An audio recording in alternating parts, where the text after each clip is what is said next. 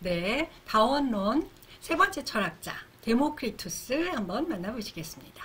데모크리투스는 기원전 460년경에 출생한 인물이고요. 그리스 북부 트라키아 지방 압데라라는 곳 출신입니다. 그리스에서는 좀 약간 변방에 속하는 곳이라고 할 수 있고요. 소크라테스와 거의 동시대 인물입니다. 그런데 생각하는 방식이 자연 철학계에 속하기 때문에 소크라테스 이전 철학자로 분류가 됩니다. 시대는 소크라테스와 같은 시대이고요. 항상 밝고 유쾌해서 웃는 철학자라는 별명이 붙었다고 해요. 어두운 얼굴로 성질이 괴팍했던 헤라클레이토스 이런 사람과 조금 대비가 되죠. 굉장한 부잣집, 유복한 집의 출신이었고 부유했다고 합니다. 돈이 많아서 이웃나라를 도는 여행을 떠났다고 해요. 당시에는 여행을 한번 떠나려면 자기가 먹을 것도 다 지고 가야 되고 수행원도 많이 있어야 되고 그래서 돈이 많지 않으면 이웃나라를 여행하기가 힘들었는데 재산이 많아서 이웃나라를 도는 여행을 했는데 이집트도 갔고요. 페르시아의 칼데아의 학자들도 만나고요. 인도까지 건너갔다는 이야기도 있습니다. 당시에 인도까지는 굉장히 먼 길이었겠죠. 힌두교의 나체 수도승들 아마 자이나교였거나 아예 옷을 입지 않는 정도로 금욕을 실천하는 이런 수도승들에게도 배움을 요청해서 여러 가지를 배워왔다고 합니다. 여행을 오래 하고 나서 빈털터리가 돼서 돌아와가지고 자기 고향 트라키아 쪽으로 가지 않고 아테네로 갔다고 합니다. 당시에는 그리스의 지식인들은 전부 다 아테네로 모여들던 시기였어요. 아테네에 가면 성공할 수 있어. 그 이유는 또 말씀을 드릴 기회가 있겠습니다만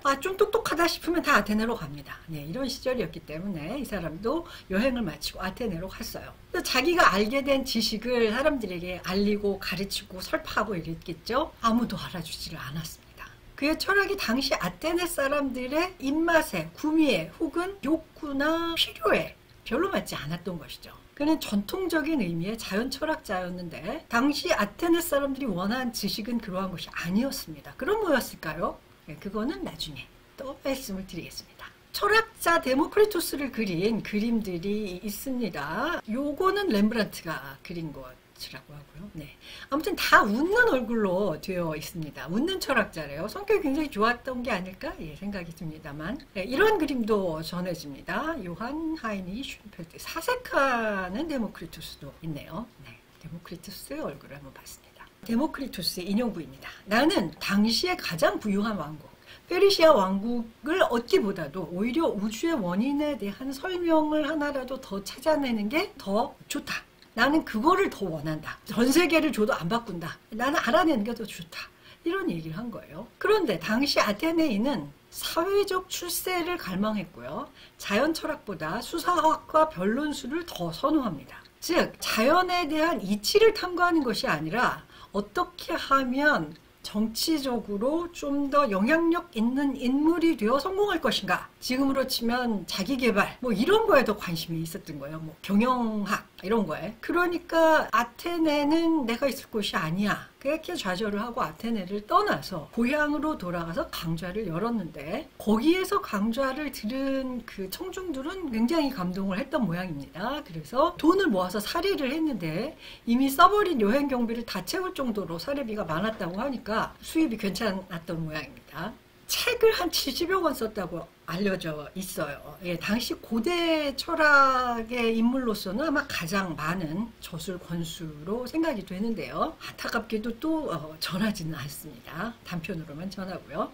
분야는 자연학, 윤리학, 수학, 음악, 의학, 기술, 역사 다양한 분야에 걸쳐 있습니다. 로마의 사상가 키케로가 데모크리투스의 책을 아마 본 모양이에요. 그의 문체는 기운차고 아주 명료하고 뚜렷하고 아주 훌륭하다. 이렇게 격찬을 했다고 합니다. 반면 기원전 3세기 학자 아리스토크세노스에 따르면 플라톤은 데모크리투스를 굉장히 싫어했다고 합니다. 아주 경멸하는 철학자였다고 해요. 왜 그랬을까요? 그건 나중에 우리 플라톤 철학을 들여다보면서 한번 생각을 해보죠. 데모크리투스의 책을 전부 다 사들여서 태워버리고 싶을 만큼 그렇게 데모크리투스의 사상을 싫어했다고 해요. 그런데 너무 많아서 할 수가 없었다고 합니다. 근데 그 많은 책이 아마 데모크리투스를 싫어하거나 미워하는 사람들이 그 후에 많았지 않았나 싶은데요. 온전하게 전해지는 책이 단 한 권도 없습니다. 현재는 단편만 한 300여 개 정도 부분 인용되어서 전해지고 있습니다. 그 단편들을 중심으로 데모크리토스의 다원론은 어떤 것인지 우리가 찾아가 보기로 하겠습니다. 자, 우주의 근원, 우주의 근원이 되는 물질이 있습니다. 두 가지입니다. 뭐냐? 원자, 그리고 허공입니다. 데모크리토스가 원자론을 주창한 사람이에요. 이번에는 데모크리토스가 현상을 구제한 방법 한번 살펴보죠. 파르메니데스를 유지하면서도 현상의 변화를 설명한 방법 무엇이냐? 원자와 허공이라는 개념을 도입한 것입니다. 즉 이론론이 아니고 다원론으로 현상을 설명하려고 했던 것이 오늘 우리가 네 번째 강의 다원론에서 설명하는 것인데요. 한 번 더 짚어보자면 엠페도클레스는 네 가지 리조마타, 물, 불, 흙, 공기를 얘기했고요. 아낙사고라스는 수많은 물질을 이루는 씨앗들이라는 그렇게 많은 것들이 있어서 세상을 이룬다. 이렇게 설명을 했다면 이 데모크리토스에서 세상을 이루는 근본적인 것은 무엇이냐? 원자라는 겁니다. 원자, 원자력 발전소 할 때 그 원자 같은 말입니다. 아톰입니다. 아톰이라는 말은 더 이상은 쪼갤 수 없다. 토미는 나눈다는 말입니다. 아톰, 못 나눈다는 말입니다. 더 나뉘지 않는다는 말이에요. 물질이 더 이상 쪼개지지 않는 단계입니다. 부피는 있어요. 부피는 있는데 논리적으로는 그럼 쪼갤 수 있어야죠. 그렇지만 실제적으로는 나눌 수 없는 크기의 작은 원자들이 모여서 이 세상을 구성한다. 이것이 바로 데모크리토스의 원자론입니다. 아리스토텔레스가 형이상학에서 인용한 내용을 한번 보시면요. 레오키포스와 그의 동료 데모크리토스는, 레오키포스는 데모크리스의 동료라고도 전해지고 스승이라고도 전해지는데요. 어쨌든 이들은 원소를 뭐라고 말하냐. 원소가 이제 그 가장 기본이 되는 있는 것의 단위죠. 원자와 허공을 원소들이라고 말하며 전자를 잇는 것, 후자를 잇지 않은 것이라고 말한다. 이게 아리스토텔레스 형이상학에 나옵니다. 데모크리토스가 원자와 허공을 만물의 근원, 즉 앞에 나왔던 용어죠. 아르케. 원자와 허공을 아르케로 봤다고 소개하는 내용입니다. 원자를 나타내는 그리스 말 아톰은 아토모이, 안 쪼개진다 라는 의미입니다. 원자와 허공으로만 이 세계가 이루어져 있다. 파르메니데스에서는 허공이라는 개념이 없었어요. 허공은 있지 않은 것. 엠페도클레스도 마찬가지. 허공은 있지 않은 것입니다. 그래서 온 세계가 꽉 차 있는데 그럼 어떻게 움직이냐? 양동이에 자갈과 물을 담고 흔들어도 변화하지 않느냐? 혹은 물고기가 물속에서도 틈이 없지만 움직이지 않느냐? 이렇게 말할 정도로 허공이라는 건 nothing이기 때문에 존재하지 않는 것이라고 봤었는데 최초로 허공이라는 개념을 도입한 사람, 이 사람이 바로 데모크리토스입니다. 우리의 현재적 과학 지식에 제일 근접해 있다고 볼 수 있겠죠. 원자는 파르메니데스의 조건을 충족합니다. 이따의 조건. 원자는 우주 시작부터 원래부터 있었습니다. 생성하거나 소멸하지 않아요. 내부는 빈틈없이 꽉 채워져 있습니다. 그래서 나뉩니까? 안 나뉩니다. 파르메니데스의 있음의 구와 같습니다. 그래서 원자 하나하나는 파르메니데스의 있음의 조건을 충족하는 것들로 되어 있습니다. 단지 수가 무지하게 많습니다. 그리고 크기는 아주 작습니다. 원자는 종류에 따라서 모양과 크기가 다르다. 데모크리토스는 얘기를 했죠. 파르메니데스에서도 틈이라는 개념이 나오긴 하지만 물질 없이 비어있는 공간이라는 것은 파르메니데스도 인정을 하지 않죠. 따라서 틈, 공간이라는 것은 없는 것, nothing이기 때문에 없다, nothing이다. 이렇게 얘기를 했던 것입니다. 그런데 데모크리토스는 물질 없이 비어있는 텅 빈 공간이라는 게 있어야 한다. 이것을 도입했다는 점에서 굉장히 획기적인 사고를 했다. 이렇게 평가를 할 수가 있습니다. 허공은 어떤 장소냐? 원자의 운동이 일어나는 장소입니다. 원자들은 가만히 있지 않고 부딪힙니다. 서로. 부딪히면서 결합했다, 분리됐다, 결합했다, 분리됩니다. 그러면서 결합이 되어서 어떤 물질을 구성했다가 그 물질이 사라지면 분리가 됩니다. 그러면서 또 재결합해서 다른 걸 이루기도 하죠. 이 과정에서 경험세계의 사물들이 생성, 소멸, 변화를 하게 된다. 그런데 파르메니데스의 있음의 조건은 그대로 가지고 가는 것입니다. 이게 데모크리토스가 생각했던 현상의 구제이죠. 원자는 셀 수 없이 다양합니다. 많아요. 어떻게 다양하냐? 일단 모양이 다양합니다. 울퉁불퉁하기도 하고 갈고리도 있고 톱니 모양 굴곡이 있는 것도 있고요. 매끈한 것도 있고요. 둥근 것도 있고요. 뾰족한 것도 있고 뭐 굉장히 여러 가지예요. 모양이 다르면 크기와 질감이 달라집니다. 매끈하기도 하고 까칠까칠하기도 하고 끈적거리기도 하고 부드럽기도 하고 다양하죠. 사물의 다양성을 결정하는 그런 요인은 세 가지인데요.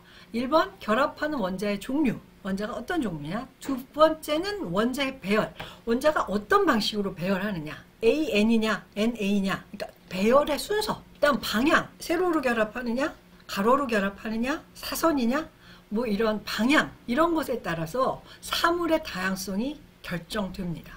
그러니까 원자가 결합하는 방식에 따라서 달라지는 거죠. 첫 번째로 보면 결합하는 원자의 종류가 작고 매끄럽고 표면에 굴곡에 있는 원자들이 결합하면 사물이 쓴맛이 난대요. 들러붙고 끈적끈적하다고 합니다. 크고 둥글지 않으며 울퉁불퉁한 원자들이 결합하면 짠맛의 사물이 생긴다, 이렇게 얘기를 했다고 합니다. 원자 배열과 방향에 따라서도 또 생성되는 사물이 달라진다고 합니다. 같은 종류의 원자가 무한히 많아요. 그리고 무한히 또 다양한 종류의 원자가 많이 있습니다. 그래서 원자는 개수가 어떻다? 무한합니다. 그러면 우주 공간의 크기 역시 어때야 될까요? 무한해야 됩니다. 그 이유를 한번 살펴보죠. 만약에 우주가 유한하다면 원자가 아무리 작아도 그 수가 많으니까 우주가 꽉 차버려서 빈 공간이 없어져요. 왜? 원자가 무한히 많기 때문에. 근데 우주 안에는 허공도 있어요.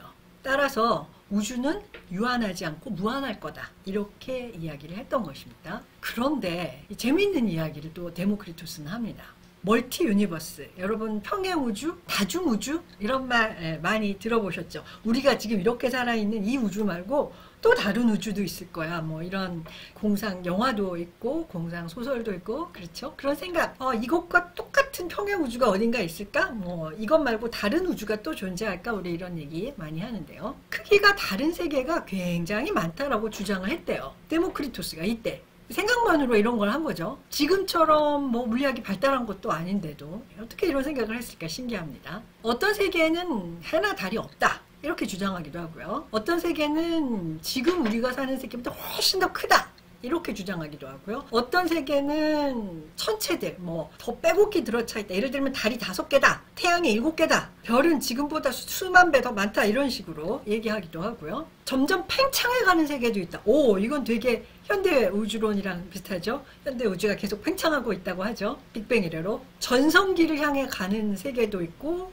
이미 전성기를 지나서 쇠퇴해가는 그런 우주도 있고, 동식물이 없는 우주, 물이 없는 우주, 정말 다양한 우주가 있을 거다라고 이야기를 했다고 해요. 이런 다양한 우주들이 있을 거다. 그러니까 우주의 무한성을 우주가 무한히 넓다, 이렇게만 이해한 것이 아니라 정말 다양한 우주들이 정말 무한히 많이 존재할 것이다 라고 이야기를 했다는 점에서 굉장히 독특합니다. 원자가 있는데 허공 안에서 운동을 해요. 그런데 그 원자가 운동하는 원인에 대해서는 신기하게도 말을 하지 않습니다. 전에 아낙시만드로스는 그 원인이 불이라고 했었고요. 엠페도클레스는 사랑과 불화, 이런 얘기도 했었습니다. 그리고 또 아낙사고라스는 지성, 누스가 운동의 원인이 될 거다, 이런 얘기도 했다고 하는데, 그런데 데모크리토스는 거기에 대해서 뚜렷이 이것이다 라고 자기가 결론을 낼 만한 것을 찾지 못했던 것이 아닐까, 그런 생각이 듭니다. 동인에 대해서는 아무런 언급도 하지 않았고요. 우주 생성 과정만을 제시하는데 원자는 그 자체로는 움직이는 능력이 없는데 우주가 시작할 때 원자들은 가만히 여기저기 허공에 흩어져 떠 있다가 어떤 이유로 서로 얽히고 충돌하기 시작을 합니다. 부딪히는 원자들이 많아지면서 또 역시 회오리가 나옵니다. 회오리가 발생을 해요. 그 속에서 원자들은 더욱더 격렬하게 부딪히고 결합하고 서로 붙었다가 떨어지고 분리와 결합을 반복합니다. 이러면서 원초적 우주가 탄생했다, 이렇게 데모크리토스는 이야기합니다. 그러면 허공에 막 떠있던 원자들이 어째서 처음에 왜 충돌하고 왜 얽혔을까요? 한편으로는 아나케 때문에 회오리가 생긴다, 이렇게 말한 단편도 있고요.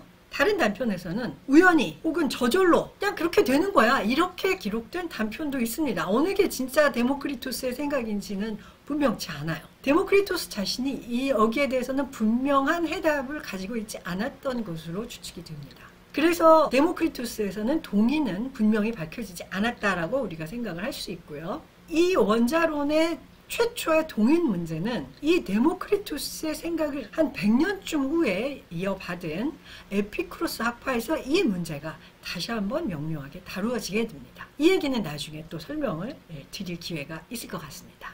허공에 둥둥 떠있던 이런 원자들이 어느 순간 서로 얽히고 설키면서 거대한 소용돌이가, 회오리가 일어나서 거기서 원초적 우주가 탄생한다고 하는데요. 우주적 회오리는 처음에만 일어납니다. 일단 원자들의 결합과 분리가 시작된 이후로는 기계적이고 역학적인 운동만 이어집니다. 이거는 앞에서 말한 아낙사고라스와 또 비슷합니다. 아낙사고라스에서도 최초의 모든 것이 뭉쳐져 있던 원초 상태에서 회오리가 일어나면서 씨앗들이 분리되어 나오고 그것들이 우주 만물을 생성한다 그랬죠. 근데 그 후에는 기계적인 결합과 해체가 반복이 된다 이렇게 이야기를 한 것처럼 데모크리투스도 역시 원자들의 결합과 분리가 처음 생긴 이후로는 기계적이고 역학적인 어떤 신적인 힘이나 외부적인 힘이 없는 그러한 운동이 이어진다라고 설명을 합니다. 최초의 운동에서 넘겨받은 힘, 요즘 말로 하자면 관성이라고 얘기할 수 있겠죠. 한번 가기 시작한 건 계속하고 한번 멈춰 있는 건 계속 멈춰 있고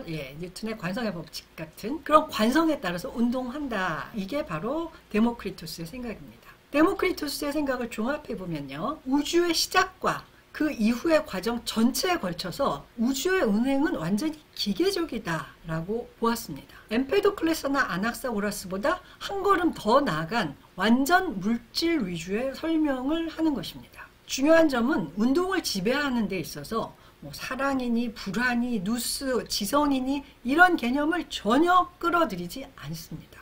이게 획기적인 점이라고 볼 수 있어요. 이런 점에서 운동의 원인을 시적인 어떤 힘에서 찾았던 그런 동시대의 관점을 훌쩍 뛰어넘는 어떤 단절적인 진보라고 말할 수 있을 만한 그런 훌쩍 뛰어넘는 진보를 저는 데모크리투스가 이루었다 이렇게 생각이 듭니다.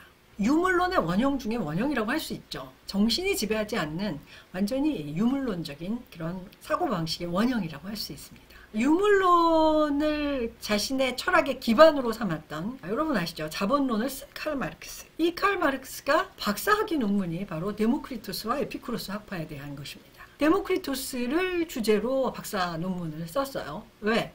유물론의 사상이 자신의 사상과 잘 맞아 떨어졌기 때문이겠죠. 그 정도로 그 유물론적인 확고한 생각을 기반으로 했던 이런 철학자가 데모크리투스입니다. 이번에는 데모크리투스가 감각을 어떻게 설명하나 이거를 한번 살펴보겠습니다. 데모크리투스의 감각 이론도 기본적으로는 방출론입니다. 방출론이라는 건 아까 설명했듯이 뭐에서 나온 것이 우리의 감각기관 안으로 쏙 들어와서 그것이 감각된다는 것이죠. 빛이 나와서 내 눈으로 들어오고 소리가 나와서 내 귀로 들어오고 냄새가 흘러나와서 내 코로 들어오고 이런 방식을 통해서 감각이 이루어진다는 것입니다. 엠페도클레스는 사물의 모상이 방출된다고 했고요. 데모크리투스는 원자의 모상이 방출된다고 했습니다.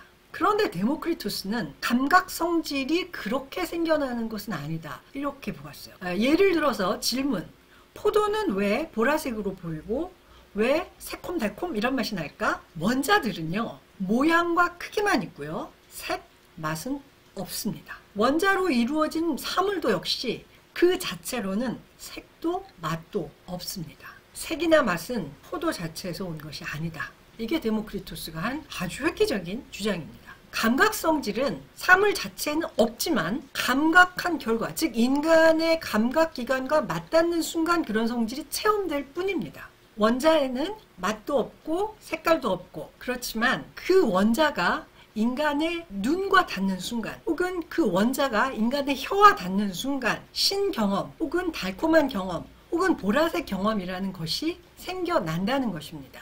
그것은 그 원자가 가지고 있는 어떤 독특한 성격이 인간의 감각기관을 건드려서 그렇게 된다. 이런 이론이죠. 그래서 아까 쓴맛이 느껴지는 원자가 있고 짠맛이 느껴지는 그런 결합도 있고 그런 얘기를 했던 것이죠. 이러한 감각 성질이 그 자체의 감각 성질이 있는지 아니면 인간의 감각과 결합할 때만 그런 성질이 생겨나는 것인지에 대해서는 계속 옥신각신 논쟁이 있다가 이후에 근대 경험론에서 다시 등장하게 됩니다.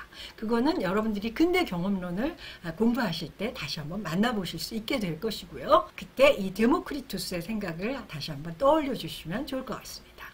데모크리토스는 삶에 대해서도 두 가지로 이야기하는데요. 인식 능력에 두 가지가 있다. 이렇게 이야기를 합니다. 하나는 감각, 또 하나는 사고입니다. 감각은 아이스테시스, 사고는 디아노이아. 감각이란 시각, 청각, 후각, 미각, 촉각 뭐 이런 감각이죠.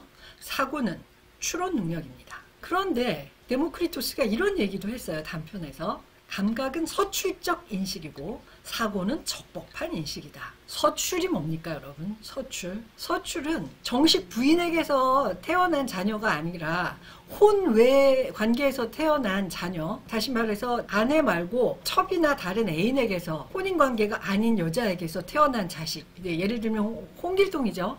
홍길동이 아버지를 아버지라 부르지 못하는 서자이죠. 그 뜻입니다. 감각은 서출적인 인식이다. 서자 같은 인식이다. 사고는 적법한 인식이다. 되게 이상하고 웃기기도 한 표현인데요. 감각도 인식 능력이긴 하지만 감각만 갖고는 안 된다. 뭔가 결핍이 있다는 겁니다. 감각 경험만으로는 참된 삶을 얻을 수 없고요. 사고가 꼭 같이 있어야 된다. 감각으로 사물을 경험하고 난 다음에는 사고작용을 통해서 감각을 넘어서는 미세한 본질, 고도의 본질, 사고작용으로만 도달할 수 있는 그런 사물에 대한 본질을 통찰할 수 있어야 된다. 그래서 참된 삶을 얻으려면 감각과 사고가 다 필요하다. 이렇게 주장을 했다는 거죠.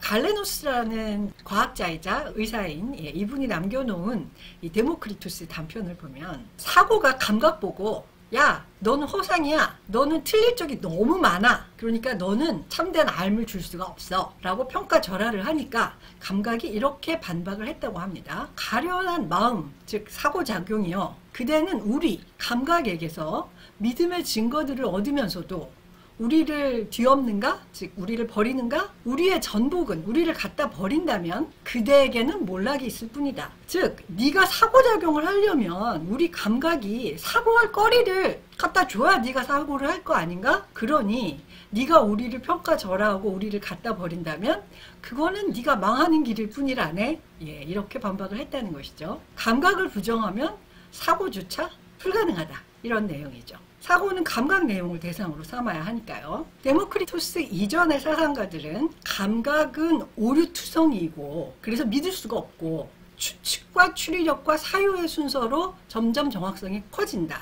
그래서 사유의 단계에 이르면 참된 삶을 얻을 수 있다. 이게 극단으로 밀고 가는 데가 어디냐면 엘레아파라고 볼 수 있습니다. 예를 들면 파르메니데스나 제논처럼요. 그냥 보아서는 그런 것 같지만 논리적으로 생각하면 그게 아니야. 그런데 경험과 논리가 충돌하면 누가 더 위에 있어? 논리가 더 위에 있어. 이렇게들 이전 철학자들은 생각했다는 겁니다.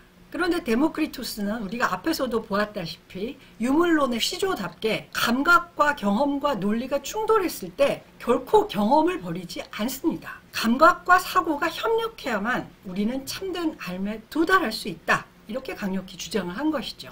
감각만으로도 안 되고 논리만으로 혹은 사유만으로도 안 된다. 이런 새로운 주장을 제시한 거죠. 감각이 없는 사고는 공허하고 사고가 없는 감각은 부정확한 거다. 이런 비슷한 이야기는 18세기 임마누엘 칸트에 이르러서도 중요하게 나옵니다. 18세기 칸트 혹은 17세기 뉴턴 하고 이어질 만큼 데모크리토스는 그 당시 고대 그리스 사회에서는 정말 그 시대를 앞서가며 획기적인 사유를 선보였던 인물이다. 우리가 이렇게 평가를 할 수 있겠습니다. 그런데도 아쉽게 아테네에서는 그의 사유가 빛을 보지 못했었던 것이죠. 탈레스 이래 이어진 그리스의 자연 철학은 데모크리토스의 원자론에서 어떻게 보자면 가장 완결된 그런 형태에 도달하게 됩니다. 우주의 원리와 사물의 본성에 관해서 탈레스부터 데모크리토스에 이르기까지 약 150년간의 사유의 역사에서 그가 어떻게 보자면 최종 결론을 내렸다, 정점을 찍었다, 이렇게 볼 수 있습니다. 그런데 이 정점에서 그리스의 자연 철학은 갑자기 막을 내리고 문을 닫게 됩니다. 그 이유가 무엇일까? 첫 번째로는 이 세계는 무엇으로 이루어져 있을까? 아르케는 무엇일까? 이런 것에 대한 답이 이미 나올 만한 답이 대체로 다 나왔습니다. 그 다음 두 번째는 시대 상황으로 인해서 철학적 관심사가 변해버렸던 것입니다. 그 전에 사람들은 신화적 사고가 무너지면서 이 세계가 어떻게 이루어진 거지? 라는 질문을 던졌다면 이제는 이 세계가 어떻게 이루어진 건지는 궁금하지가 더 이상 않은 시대적 상황이 됐던 겁니다. 자연 철학이 태동할 무렵에는 만물의 근원, 기원, 사물의 본성 이런 게 키워드였는데 이제는 행복이라든가 공동체, 인간의 윤리와 덕, 정치적 삶 이런 게 훨씬 더 중요한 때로 시대가 바뀌어 가고 있었던 겁니다. 그래서 데모크리토스는 종말을 맞는 자연 철학과 이제 막 태동하기 시작한 인간 중심 철학, 인문학적인 생각, 어떻게 인간이 살아야 할 것인가, 사회는 어떻게 이루어져야 할 것인가, 이런 양쪽 모두에 어떻게 보자면 걸쳐져 있는 인물입니다. 데모크리토스도 그런 생각을 안 했을 리가 없어요. 소크라테스와 거의 동시대 인물이니까. 자연 철학 말고도 영혼의 본성이나 자녀의 교육 방법, 윤리적 실천 규범들, 삶을 지혜롭게 살아가는 교훈, 뭐 이런 것들도 많이 다루었습니다. 저술의 분량으로 보자면 원자론보다 인간 중심 철학에 대해서 어떻게 보면 더 많은 내용을 다룬 저술을 남긴 그런 철학자였죠. 그 중에서 제일 큰 영향을 끼친 점은요, 쾌 그리고 불쾌, 이것을 윤리적 원칙으로 내세운 점입니다. 이것도 굉장히 시대를 초월하는 획기적인 내용인데요. 쾌, 테르시스와 불쾌, 아테르피, 이것은 이로운 것 그리고 이롭지 않은 것들의 경계로서 사람들의 삶의 목적으로 지목되는 그런 것이다. 이것이 데모크리토스가 남긴 단편입니다. 쾌락, 즐거움은 이로운 것이고 나아가 삶의 목적이다. 쾌락을 늘리는 행동이 좋은 행동이다. 이거 여러분 그 윤리학 시간에 많이 배워보지 않으셨나요? 공리주의적 윤리론, 또 의무론적 윤리론 이런 거 많이 들어보셨죠? 공리주의에서는 쾌락을 늘리고 고통을 감소하는 것이 그것이 바로 윤리적으로 옳은 것이다. 이렇게 주장을 하죠. 그 사고의 원형이 바로 데모크리토스에 있습니다. 실천적 쾌락주의를 맨 처음으로 주장한 사람이죠. 즉 사람에게 고통이 아닌 쾌락, 편안함, 즐거움 이런 걸 가져다 주는 것이 윤리적으로도 옳은 것이고 이로운 것이다. 이런 이야기를 했던 것입니다.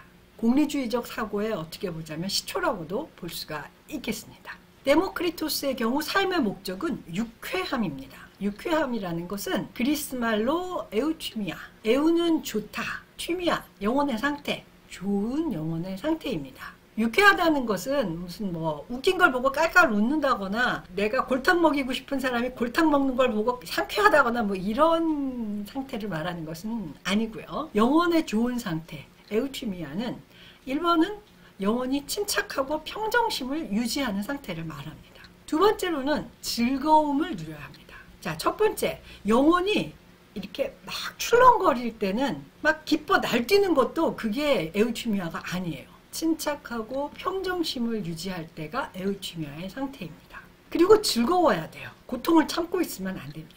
이때 영혼의 즐거움이라고 하는 것은 막 기분 좋은 뭐 복권이 당첨돼서 신나는 이런 즐거움은 아니고요. 외부의 조건에 따라 흔들리지 않고 스스로 자족하는 상태를 말합니다. 어떻게 보자면 약간 불교적이기도 하고요. 외부 사물에 대한 집착을 끊고 내면의 기쁨을 가꾸는 이런 상태를 이야기합니다. 이것이 이 사람이 말하는 쾌락의 본질입니다. 우리가 지금 생각하면 쾌락주의는 굉장히 마약이나 하고 뭐 막 이러는 게 쾌락일 것 같지만 그 쾌락이 아니에요. 이 사람이 말하는 쾌락은 영혼이 평정심을 유지하면서 자족하면서 내면의 기쁨을 가꾸는 상태입니다. 이 쾌락주의가 나중에 에피쿠로스의 쾌락주의, 즉 헬레니즘까지로 이어지게 됩니다. 그래서 에피쿠로스에서 그의 중심 사상이 되죠. 데모크리토스는 여러 면에서 현대 철학하고 이 접점이 많은 사람이에요. 원자론을 주장했다는 것, 허공을 도입했다는 것, 감각에 관한 성질도 그렇고요. 그 다음에 또 공리주의적 이야기를 했다는 점에서도 그렇고요. 이런 여러 가지 점에 있어서 현대의 철학적 생각과 굉장히 근접해 있는, 우리가 지금 이해하기에 제일 이해가 잘 되는 그런 인물이라고도 볼 수 있겠습니다. 이렇게 해서 자연 철학은 밀레투스의 일원론으로 시작해서 데모크리토스의 원자론으로 막을 내리게 됩니다. 우리가 밀레투스 학파에서는 탈레스의 물이라든지 아낙시메네스의 공기라든지 아낙시만드로스의 아페이론이라든지 이런 것들을 살펴봤고요. 그 이후로 자연 철학이 쭉 발전해 오다가 결국에 다원론에서 막을 내리게 되는 것이죠. 파르메니데스가 있는 것은 있는 것이다라고 했을 때 거기에 많이들 동의했고, 그 있는 것은 변화하지 않고 있는데 어떻게 이 현상을 설명할 것인가, 이 아이디어가 다원론에서 나왔고, 엠페도클레스가 네 가지 뿌리, 아낙사고라스가 씨앗 이론, 데모크리토스가 여러 가지 원자들이 있다, 이렇게 이야기를 하면서 세상이 어떻게 이루어져 있는지를 설명하는 자연철학은 밀레투스에서 시작해서 이렇게 데모크리토스에서 일단락 되게 됩니다. 이렇게 해서 그리스의 자연철학을 살펴보았고요. 다음번 5번째 강의에서는 이제 사람들의 관심이 자연에서 인간의 삶으로 옮겨가게 되는 장면을 여러분들에게 설명해 드리려고 합니다. 오늘은 이렇게 해서 다원론 3명의 철학자를 설명드렸고요. 다음번 5번째 강의에서 또 여러분 만나 뵙기를 기대합니다. 여러분 들어주셔서 감사합니다.